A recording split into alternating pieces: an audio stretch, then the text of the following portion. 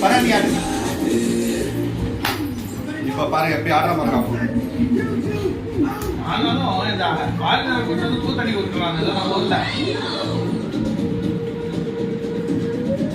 அப்படிங்க வா நல்லா பெட்ட நிறுத்திக்கிறாங்க என்டிஆர்ல. அவன் கேட்டல் ஆடிடுவான். இவனுதான் புதுசது ஆடிடுவான். அவன் தான் சொல்றான் வச்சு செஞ்சுக்கிறான்.